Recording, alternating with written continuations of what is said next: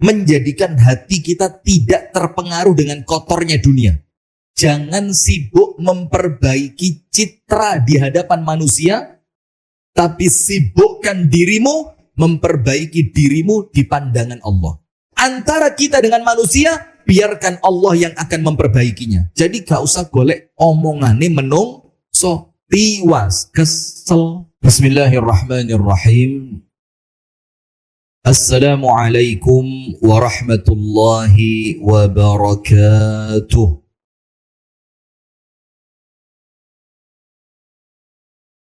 Innal hamdalillah nahmaduhu wa nasta'inuhu wa nastaghfiruh wa nastahdihi wa natubu ilaihi wa na'udzu billahi min syururi anfusina wa min sayyiati a'malina. Man yahdihillahu فلا مضل له ومن يضلل فلا هادي له أشهد أن لا إله إلا الله وحده لا شريك له وأشهد أن محمدا عبده ورسوله صلى الله عليه وعلى آله وأصحابه ومن والاه. أعوذ بالله من الشيطان الرجيم. يا أيها الذين آمنوا اتقوا الله حق تقاته ولا تموتن إلا وأنتم مسلمون.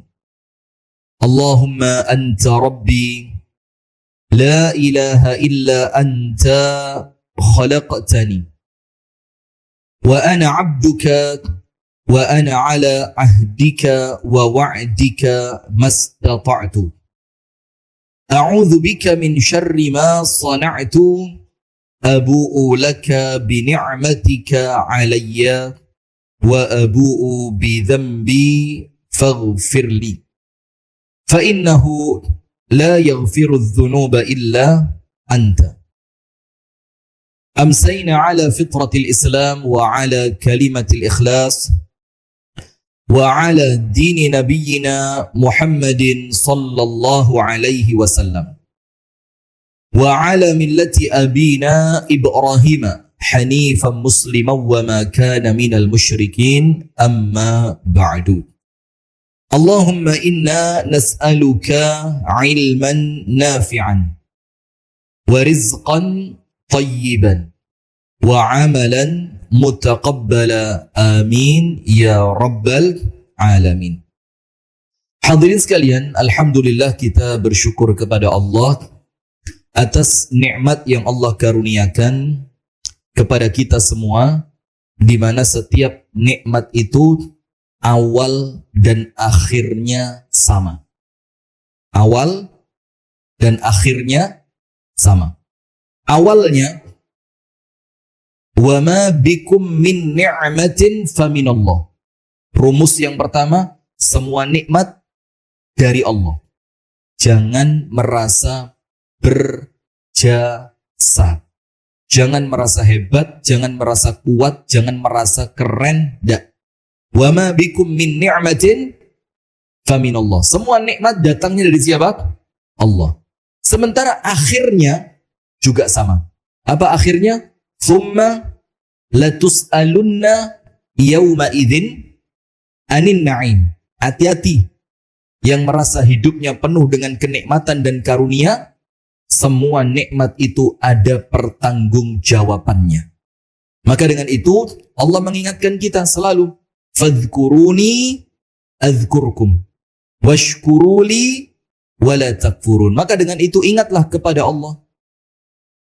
Maksudnya dengan semua nikmat yang Allah berikan, jadikan kenikmatan itu menjadikan kita ingat kepada Allah. Digunakan ibadah, digunakan untuk taat, digunakan untuk membantu orang lain, digunakan untuk dakwah.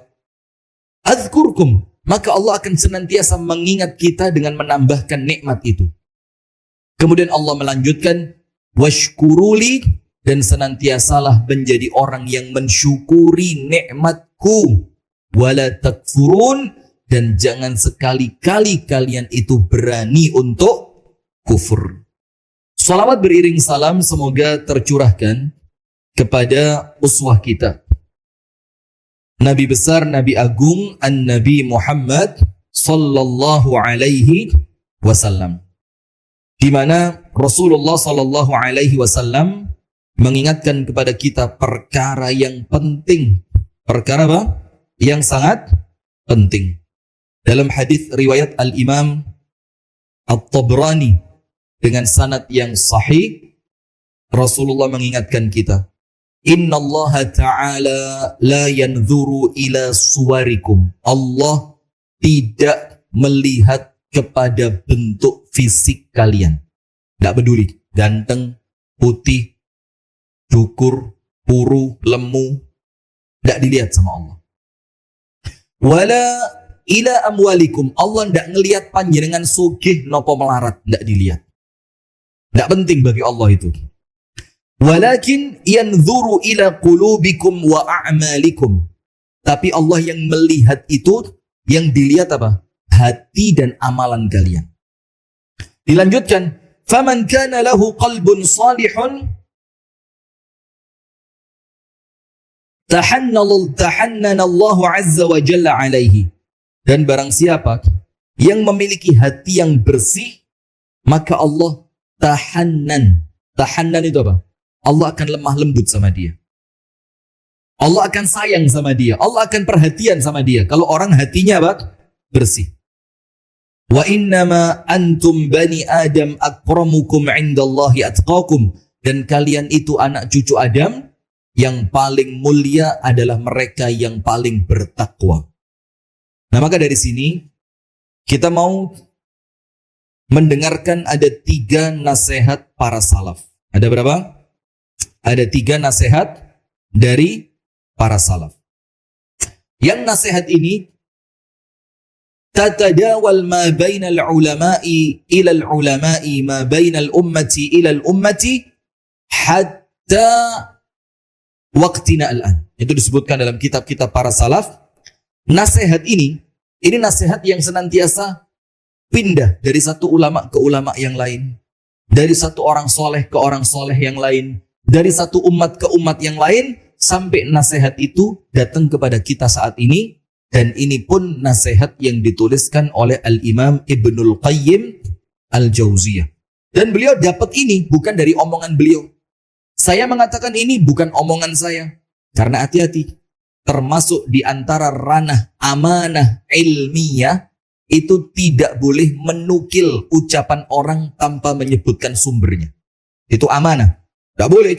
Menurut hemat saya. Anda itu siapa? Hukum ini menurut saya. Lu sampean sopo? Maka dalam bentuk amanah, dalam keilmuan, namanya al-amanah al-ilmiyah, menukil sesuatu harus dengan cara yang amanah. Nah, maka nasihat ini jamaah adalah nasihat yang menjadikan kita tetap jernih hati ini. Bening. Jadi melihat apapun, itu memandang bukan dengan sekedar pandangan mata yang sering menipu, tapi memandang dengan pandangan hati. Sampai disebutkan oleh Allah Ta'ala, wa innama la ta'mal absar, walakin ta'mal qulubul lati fis sudur. Yang buta itu, kata Allah, itu bukan meripat yang ada di kepala ini. La ta'mal absar. Bukan ini yang buta. Walakin akan tetapi, hakikat dari buta itu adalah al-qulub allati fis sudur. Orang yang hatinya tidak mampu melihat kebenaran. Itulah buta. Nah, maka sekarang subhanallah, banyak di antara kita ini meripati melek. Bu Sevi kenapa? Bingung aja. Belum mandi? Kamu apa? Oh, kirain belum mandi, gatel, garu-garu itu. Enggak Bu Sevi ya? Sudah? Maka banyak di antara kita ini menungso, meripate melek, ceret. Ngelihat orang sakit, kelihatan. Ngelihat orang susah, kelihatan. Ngelihat orang yang mau nyekolahin anak, nggak punya biaya, meripate, ketok. Melihat ada rumah temennya sudah mau ambruk, meripate, ketok. Melihat ada TPQ rusak, meripate, ketok. Pokok semua kerepotan, keruwetan duniawi ini dia melihat. Tapi karena hatinya buta, gak obah blas. Ada apa enggak?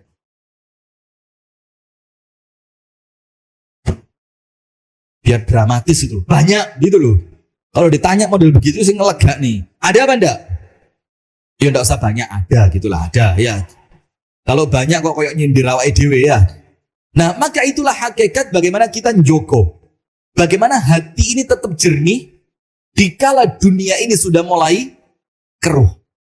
Orang memandang dunia itu didelok sugih opo melarati. Coba. Memandang orang lain dilihat apa? Wong iki manfaat opo ra gayaku. Ketika mau bantu orang, feedbacknya buat saya apa? Wong iki lek tak ewangi iso ngei opo nang aku. Jadi ketika dunia itu sudah mulai keruh jamaah, semua orang itu memandang dunia tidak bisa tembus ke akhirat, maka kita kepingin hati ini tetap kejogo. Hati ini tetap apa? Terjaga. Nah, maka ada 3 nasihat penting dari para ulama salaf. Nomor 1. Tulis Pak Alek. Singake, tak dulu. Woi, 5.000. Kelihatan. Gini terawang kok. 5.000 kan? Meripat. Yang lihat bukan ini Pak Alek. Ini loh. Ini ketok. Meripatnya jenis ketutupan Bang. Tapi hati ini ngomong. Alhamdulillah. Sudah kita lanjut. Kalau ibu-ibu enak. Ibu-ibu tutupi jilbab saya ketok. Yang lanang tutupi apa? Karena ini perwekes-perkes ini saya ketok bujuk ini. Sudah. Ada 3 nasihat dari kalangan para salaf. Yang insya Allah dengan nasihat ini menjadikan hati kita tidak terpengaruh dengan kotornya dunia. Antum subhanallah jamaah. Kalau ngelihat politikus, aduh. Rakenek diwasni blas. Sing enek apa? Sumpah. Ngomongnya apa, tindakannya bagaimana. Janjinya apa, eksekusinya seperti apa. Ketika rapat, ketok koyok kereng-kerengo, kamera dimatikan, guyu bareng-bareng. Antum tahu tayangan televisi yang debat-debat itu? Itu jamaah. Itu hanya cari rating, cari penonton, cari viewer. Sampai sekarang kalau debat itu, sampai nggak wayang bareng. Lihat debat yang terakhir. Lihat ada debat terakhir. Ada salah satu debater itu bawa wayang untuk menghina lawan debatnya. Itu bukan lagi debat, itu atraksi biar tayangan televisinya naik. Nah, di kalangan masyarakat yang sudah mulai gimmick, gak ngerti gimmick. Gimmick itu antara asli sama penampakannya beda. Kita kepingin hati yo opo carane tetap waras, tetap bening, tetap jernih. Nah, sekarang panjenengan tulis nomor 1. Disebutkan oleh para ulama dari zaman salaf ada 3 nasihat yang menjadikan kita ini insya Allah senantiasa memiliki hati yang bening. Hatinya tajam. Ngelihat sesuatu tidak tertipu dengan pandangan meripat, tapi dia hati-hati, dia jaga, dia teliti. Jangan sampai pandangan mata itu menipu dia. Itu sekarang banyak ketipu. Banyak ketipu. Ketok mlebu gorong-gorong, merakyat. Lah kok ijazahnya gak jelas. Apa? Lu apa? Anda mikir apa? Nah ini, kuping menipu ya ini. Hati Pak, jangan kuping Pak, hati. Iya.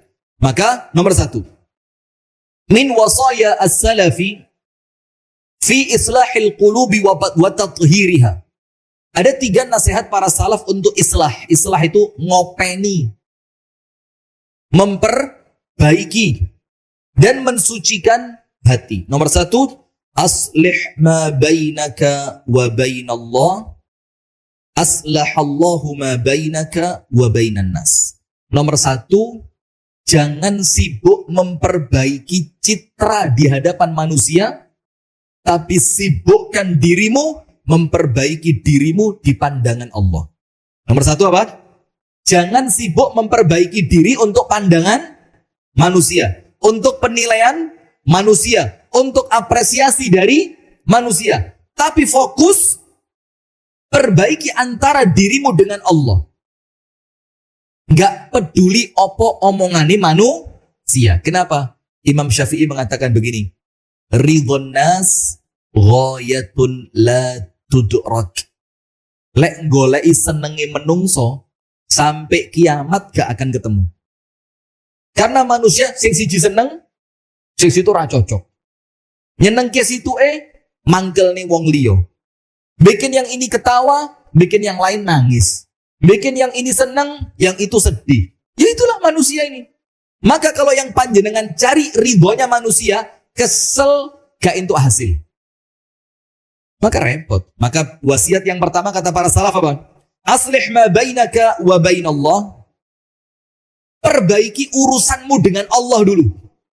Gak usah nguasne manusia. Kalau itu sukses, hasilnya apa? Allah akan memperbaiki antara dirimu dengan manusia. Jadi bukan Anda yang repot ngapii pandangan panjenengan di hadapan menungso ibu-ibu. Jangan cari, ya opo yo aku cek diwara api. Ya opo yo aku cek disenengi wong. Ya opo yo biar orang itu cocok dengan saya. Repot raon ontei. Tapi apa? Fokus perbaiki antara Anda dengan siapa? Allah Subhanahu wa ta'ala. Maka ada satu hadis. Begini jamaah.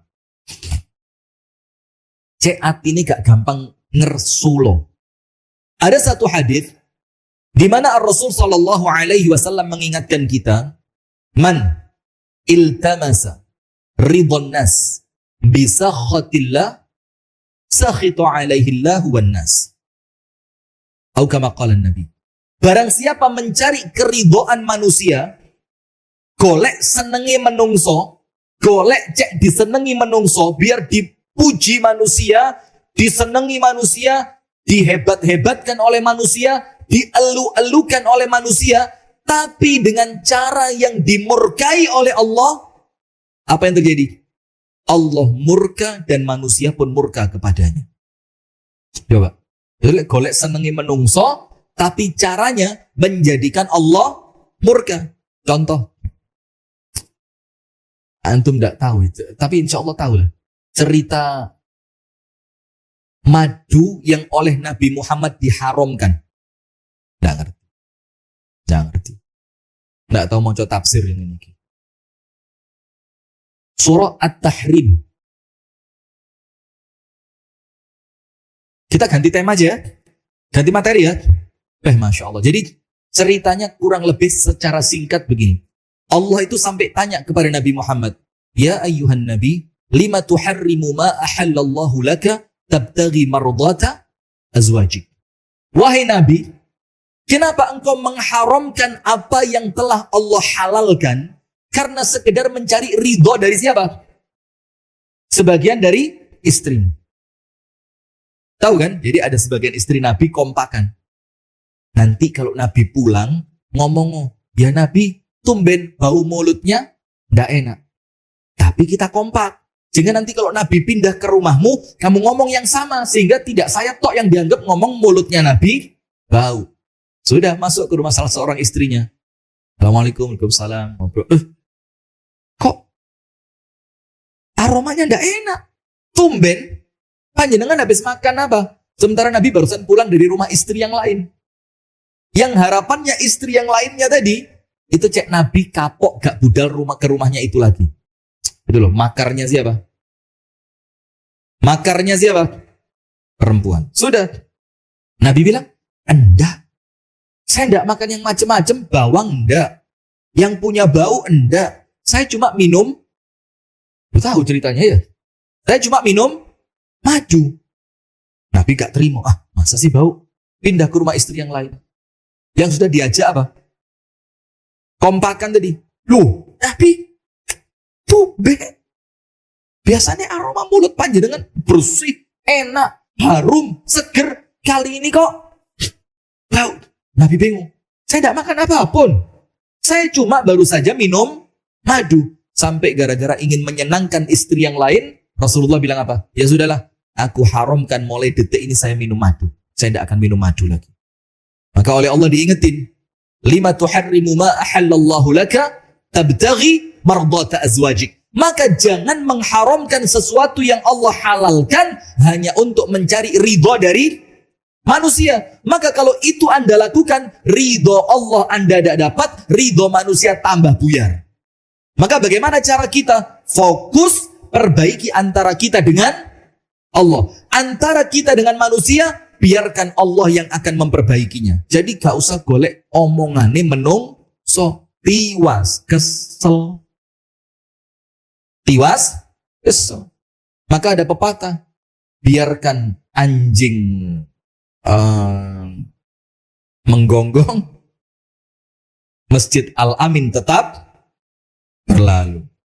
Ya, jadi gak usah bingung dengan omongannya uang Pak Samsul. Jalan saja. Oh, polamu nih. Iso. Sudah, lanjutkan. Kenapa? Karena kalau yang kita cari ridhonya manusia, Allah murka. Karena itu ciri orang yang tidak ikhlas. Anda tahu dalam Al-Quran, innama nut'imukum liwajhillahi la nuridu minkum jazaa'an wala syukura. Sesungguhnya kami ini melakukan kebaikan. Contoh kebaikannya apa? Ngasih makan. Liwajhillah. Tidak peduli omongannya menungso. Ngei kok mek ngene. Olah ngei lek kate pemilu. Alah ya mesti ae ngei didik padahal duit sing melbu akeh di video, padahal sing di video mek didik padahal dana yang masuk sang elah. Gak ono enteke. Biarkan segawan-segawan itu menggonggong. Anda kalau yakin baik, melaku terus. Karena apa? Nun sewu, kami sama teman-teman ini kumpul sudah lama. Dan ada teman kita itu yang pikirannya itu konsep, itu jelas. Rencana jangka pendek, program jangka panjang. Waduh, kita tidak bisa. Maka kita ini mesti ngomong begini, percuma. Yang kita cari itu bukan konsep. Lek buka konsep di Google, oke. Yang kita cari itu apa? Eksekutor. Sing gelem gerak, sing gelem laku, sing gelem kerja. Lek cuma sekedar konsepnya begini. Konsep SKKN itu anggota DPR konsep KB. Kowabeh ben rapat gawe konsep. Apa hasilnya? Apa hasilnya? Sepeda motor berebet KB saiki. Tahu Anda sepeda motor berebet? Ini program konsep, korban konsep. Nah, sudah jemaah, maka jangan bingung dengan omongan manusia. Maka kami sama teman-teman, wes opo sing ono ning ngarepe mripat, sing iso digarap, itu digarap dulu. Begitu aja, enggak usah kita akan membangun mercusuar dunia. Alah, bro. Sing ciri-ciri garapan dhisik. Nanti yang besar-besar insya Allah akan mengikuti. Nah, maka wasiat para salaf yang pertama, perbaiki antara engkau dengan Allah, salatmu sing apik, posomu sing apik, ngajimu sing istiqomah, tahajudmu sing dawa, dongamu sing akeh, silaturahimmu diperbaiki, niatanmu ikhlaskan karena Allah. Apa yang akan Allah berikan? Allah menjamin antara dirimu dengan manusia, Allah akan perbaiki. Nah, maka innama nut'imukum liwajhillah la nuridu minkum jazaan wala syukura. Maka itu konsep yang pertama, menjaga jernihnya hati di tengah keruhnya manusia dan dunia ini. Ojo nguasni menungso blas. Panjenengan tahu dalam hadis Nabi tentang iman, Islam, iman, ihsan. Itulah tingkatan manusia. Manusia itu Pak, lek si Islam tok, ribetnya dengan urusan fisik.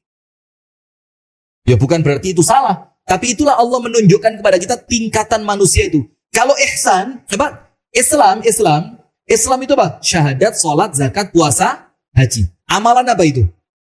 Fisik.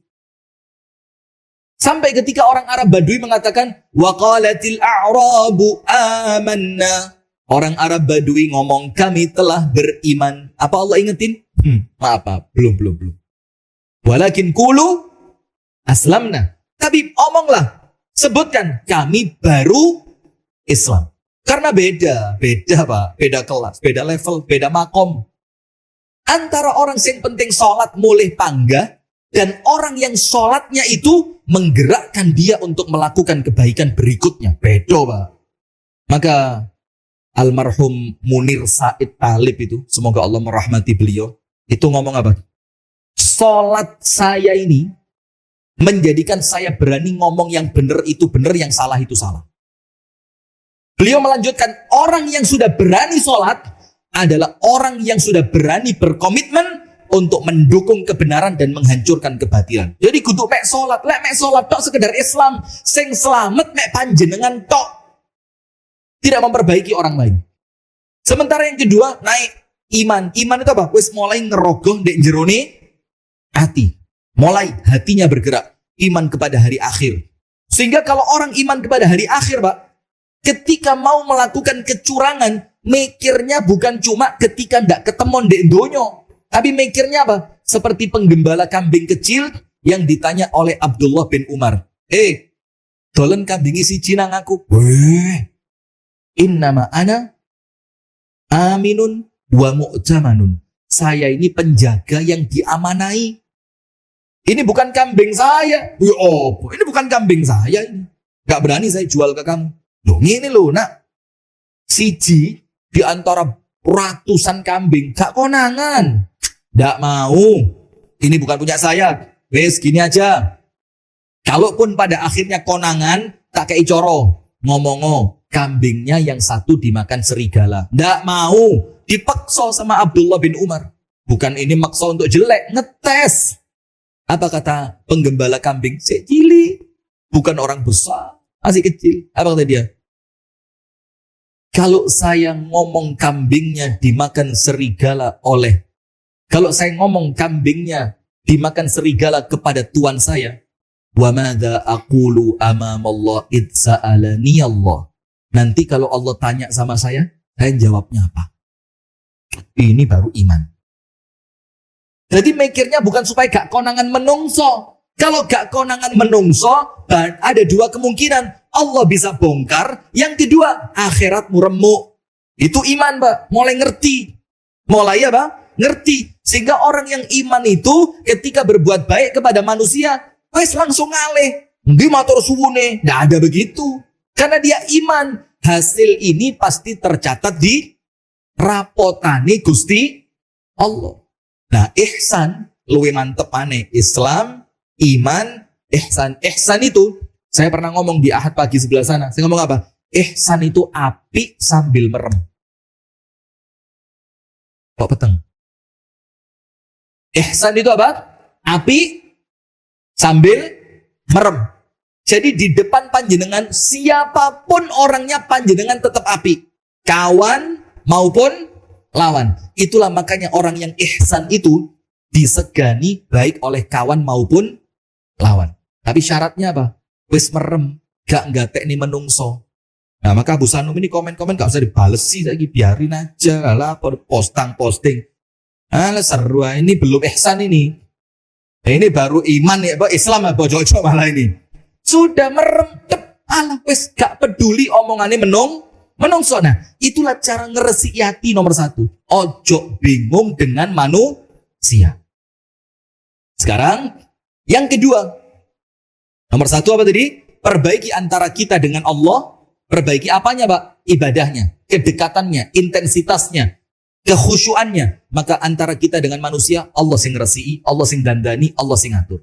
Nomor dua, wa aslih sarirataka aslahallah ala niyatak. Perbaiki batinmu, Allah perbaiki zahirmu. Jadi tidak usah bingung, sik klambian opo yo sing apik yo. Kopi ae sing apik kelir opo?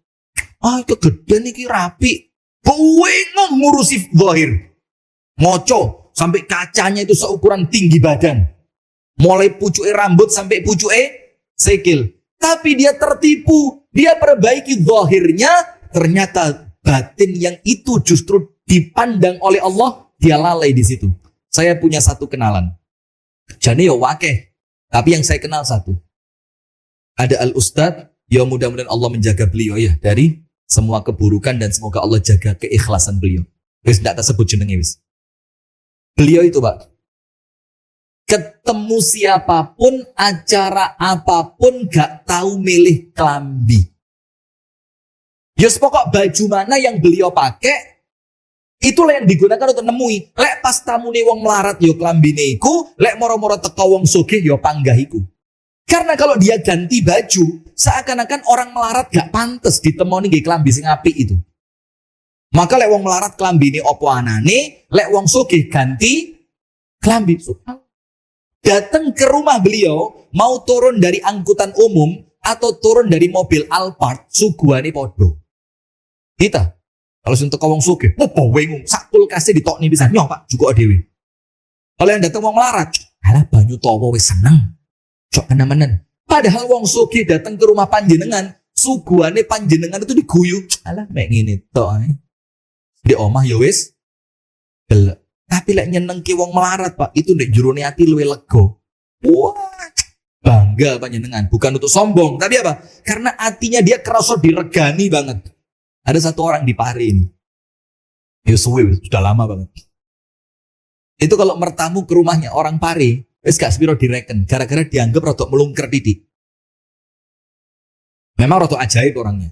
Tapi ya enggak apa-apa, manusia kan. Makhluknya Allah Ta'ala, dia juga hamba Allah. Jadi ketemu nih wong Pare itu cuma kalau manten, kalau takziah. Manten pun jarang diundang. Jadi yang paling sering waktu takziah. Waktu takziah ketemu saya di rumah salah satu orang di sini, Pare sini. Saya tidak ngerti, soalnya saya tidak paham mana batas Pare, Badas, Kencong itu saya tidak ngerti. Pokoknya seputaran sini lah. Udah ketemu saya. Waktu itu saya ceramah di kuburan, bukan di dalam kuburan. Oh, nanti terkenal saya ya. Waktu ada orang meninggal, saya memberi apa? Tausiah. Setelah selesai, pulang melaku bareng. Mulai kenalan. Ente tinggalin di Ustaz. Gini. Oh, kayak terus iki ana ente. Oh iya, ahlan wasahlan segala macam. Izin. Oleh ke anak dulin nang omah ente. Tapi bilang loh, lah apa gak oleh? Datang ke rumah saya, bismillah. Datang, Mbak. Disuguhi pas umi saya bikin kolok. Kolok. Ada nangkanya, ada singkongnya, bukan singkong wakaf loh, jangan loh, itu turun dipanen itu. Ada nangka, singkong, kacang hijau, satu lagi pisang. Kasih santan, juru. Nasi jurunya begini. Masya Allah. Itu baru masuk rumah, saya keluarin. Masya Allah Pak, lek ngomong Pak, ngelegakne hati. Ya Allah Ustaz, yo iki aku kroso tamu temenan Ustaz. Aku di omai wong kadang-kadang ketok-ketok didelok kok jero aku ditutup aneh omai Ustaz. Lah demi Allah dia ngomong begitu. Subhanallah. Nah, maka itu Pak, lek nyeneng ni wong sing uripe kurang itu. Lega njurune ati panjenengan. Walaupun panjenengan tahu wong melarat iso bales opo sih? Tapi justru ketulusan panjenengan kepada mereka itu menunjukkan keikhlasan hati panjenengan sing digoleki cuma balesan saking Gusti Allah. Nah, itu loh maka nasihat keduanya para salaf, api ono, resi ono, gatek nih atimu, Allah akan perbaiki zahirmu. Jangan kebalik. Fisiknya ditandani. Suntik vitamin. Cuci muka. Skin. Apa Bu?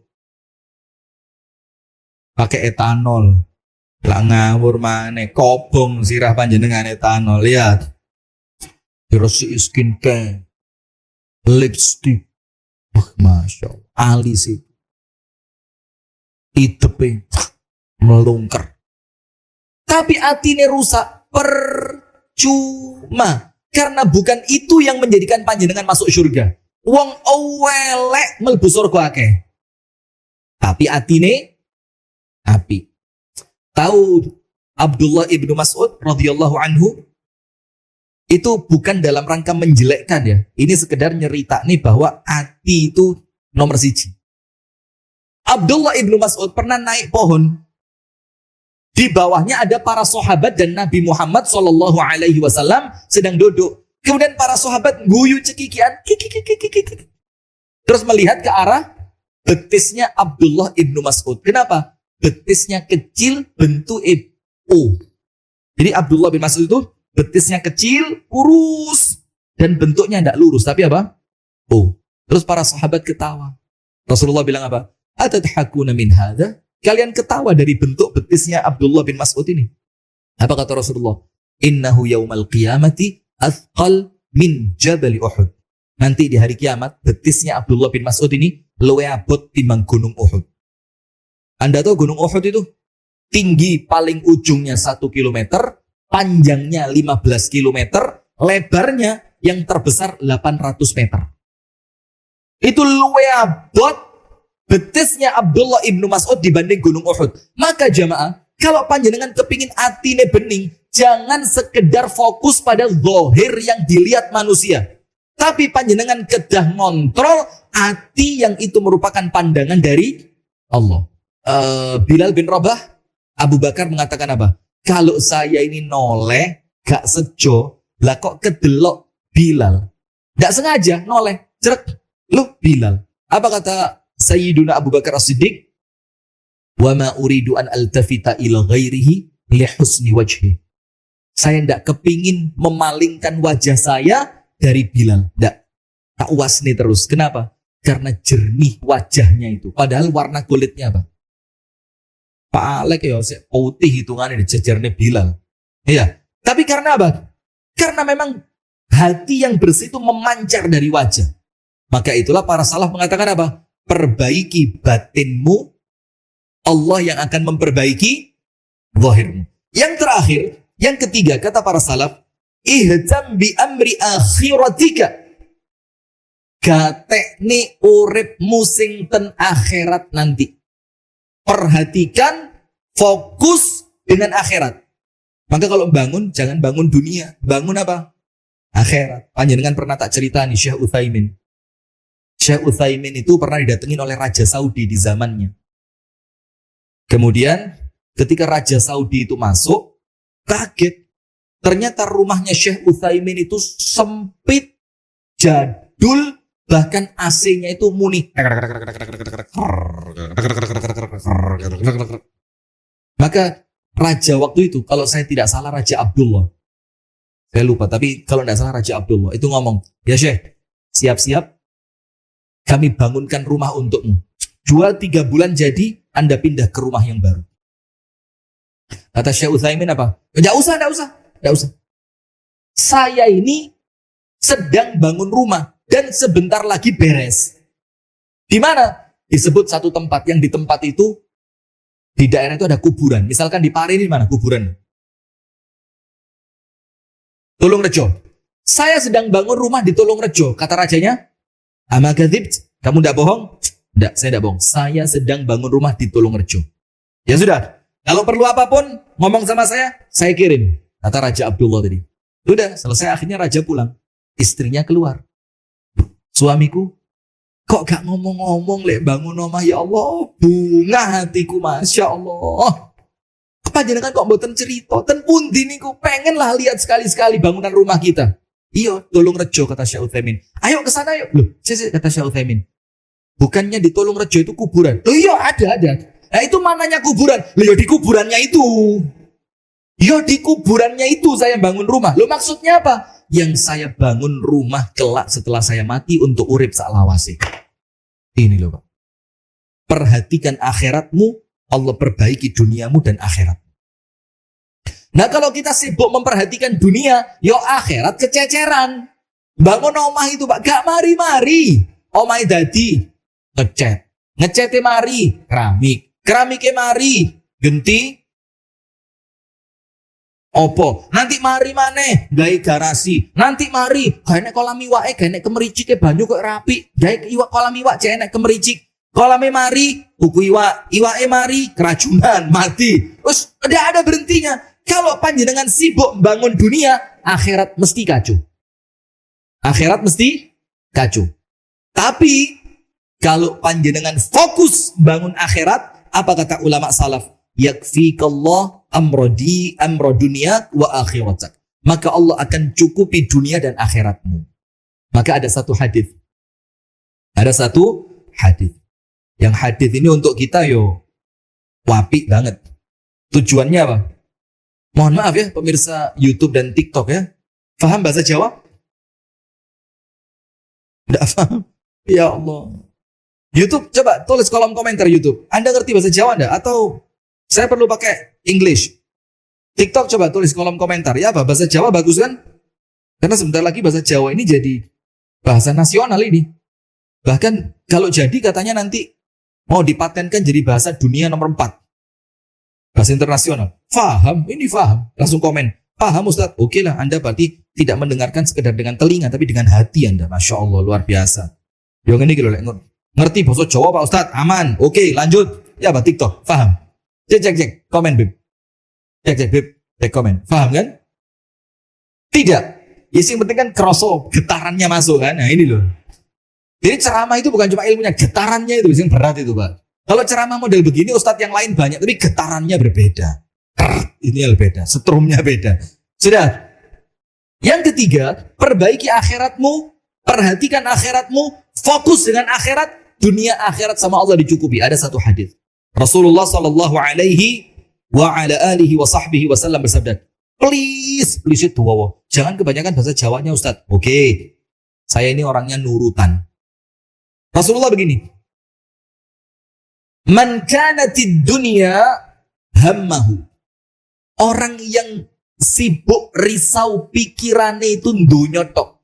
Berjopo, mangan opo, duwe omah ndek endi, tuku omah ya opo, bakal duwe sepeda motor piro, tukune opo, mobile merek. Itu kata Rasulullah, man kanatid dunya hammahu. Orang yang pikiran itu fokusnya cuma mikir dunya. Allah akan hukum dia dengan 3 hal. Nomor 1. Farraqallahu alaihi syamlahu. Urusane ruwet ratau beres. Itu hukuman untuk orang yang tidak pernah memikirkan kecuali dunia. Jadi pikirannya tangi turus dunia.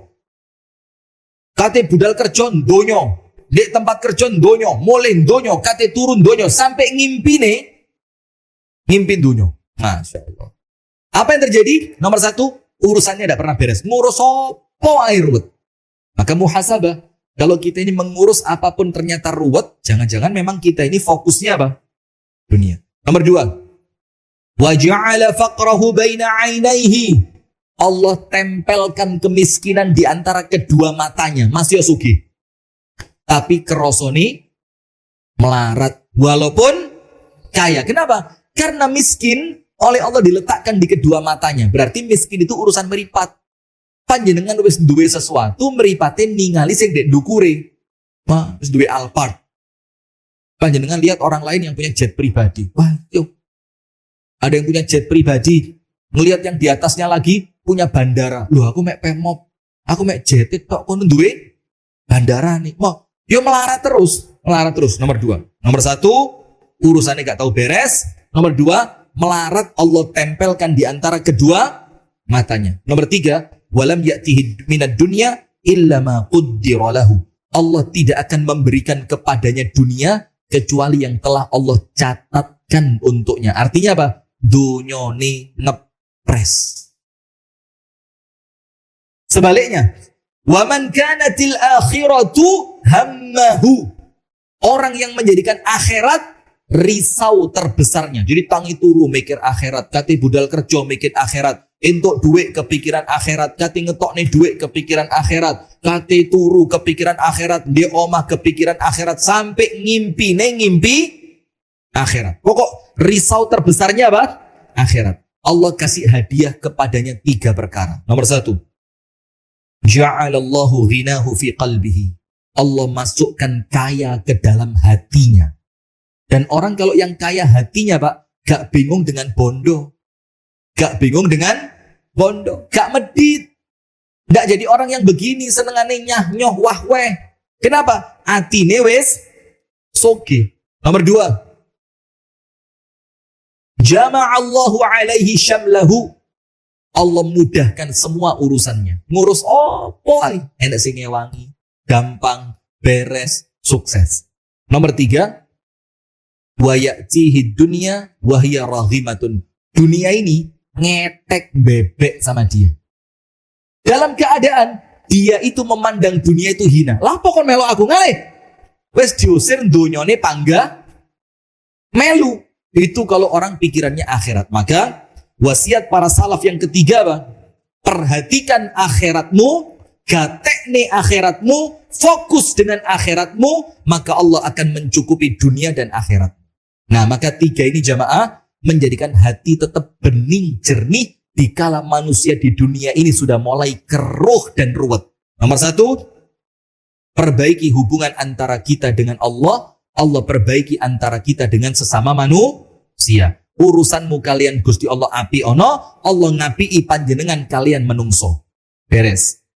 Nomor 2, perbaiki batinmu, Allah akan perindah zahirmu. Ngomongnya apik, wajahnya baik, perangainya baik, disenangi manusia. Tapi apa? Perbaiki dulu isi hati, yang resik, jangan sombong, jangan ujub, jangan riya, jangan hasad kepada orang lain, zahirnya sama Allah diperbaiki. Nomor 3, gatekni akhiratmu, fokuslah dengan akhiratmu, jadikan akhirat pikiran terbesarmu, Allah cukupi dunia dan akhiratmu. Itu jamaah sekalian yang dapat kami sampaikan di pengajian malam hari ini dalam kajian Kantin Bumis, kajian rutin hari Rabu malam Kamis, Masjid Al-Amin Beringin, yang semoga kita bersama oleh Allah diberikan ilmu yang manfaat, dan kita berdoa agar ilmu yang kita terima di malam hari ini, Allah jadikan ilmu ini ilmu yang bisa kita amalkan. Allahumma amin ya rabbal alamin. Barakallahu fikum. Kami tutup pengajian di malam hari ini dengan doa kafaratul majlis. Subhanakallahumma wa bihamdika asyhadu an la ilaha illa anta astaghfiruka wa atubu ilaik. Kurang dan lebihnya mohon maaf. Assalamualaikum warahmatullahi wabarakatuh.